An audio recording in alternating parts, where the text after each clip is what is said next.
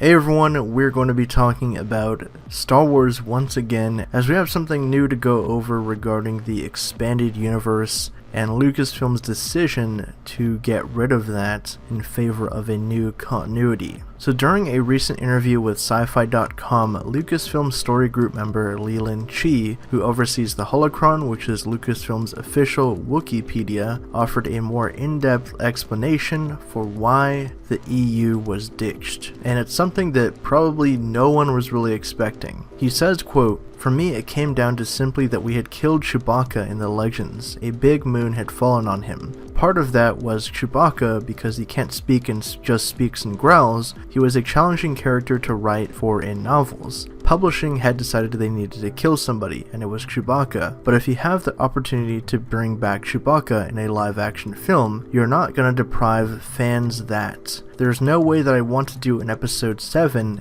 that didn't have Chewbacca in it and have to explain that Chewbacca had a moon fall on his head. And if we were going to overturn a monumental decision like that, everything else was really just minor in comparison." So this quote is kind of wrong for several reasons. One of which, the decision to kill off Chewbacca seems like nothing that would really affect the overall universe, and it also brings up a bigger issue that I have with the direction that Lucasfilm is going under Disney, with the whole story group and whatever they've got going. Well, one, this whole thing that he says, well, we did it because Chewbacca died, and we didn't want to have an episode 7 without Chewbacca because we can't deprive the fans of that. But then you're going to go around and just kind of, destroy 20, 30 years of material because Chewbacca died in a comic. No. And like I said earlier, the reason this signals negatively for me is because it shows that Lucasfilm's new story group and whatever they have direction under Kathleen Kennedy and Disney just proves that they don't really care to do anything new or different. They don't really want to do anything that's gonna go outside the norm or anything, because right here the guy says, well, you don't want to have Chewbacca in a movie or whatever. All they're gonna keep doing is just rehashing stuff from the old movies to bring back nostalgia or whatever, because people hated the prequel movies so much. And that really upsets me, because it's like, they claim they want to do things new. They wanted to get rid of the old EU because there was too much baggage, which, honestly, at the end of the day, yes, there was a lot of baggage in the old expanded universe.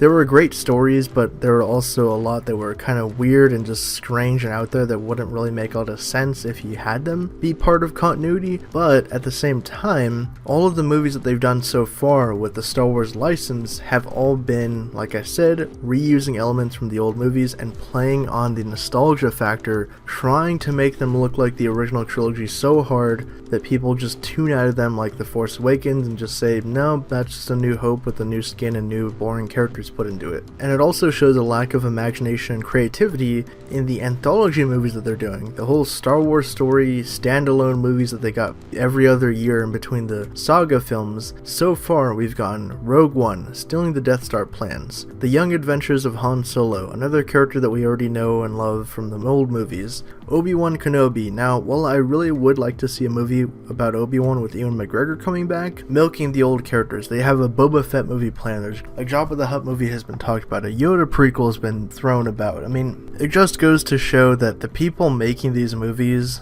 don't really care to do things that are going to actually be original and take the franchise in new directions, which is why it bothers me that they do stuff like this. That they say the only reason, I'm sure this isn't the only reason they got rid of the old EU, but if this is one of their reasons for getting rid of the whole expanded universe, because, oh my god, Chewbacca died, we gotta bring him back to sell more toys. That's just stupid, and it just shows really they have no clear direction other than, hey, let's just play in nostalgia and get all the people in. But look how that backfired to them with The Last Jedi, and nobody's really looking forward to the Han Solo movie. So anyways, drop your thoughts down in the comments below. This is kind of a little bit more of like a rant video, I guess. I don't know. I mean, I tried to keep it like as level-headed as I could in terms of what I was saying and just trying to get across my opinion on this, but I would love to hear what you guys think about this. One of the reasons they got rid of the old EU was because Chewbacca died and they wanted to bring him back for the new movies. What do you guys think about that? Drop your thoughts down in the comments below, and if you want to hear more about the Star Wars universe, be sure to subscribe to Hybrid Network.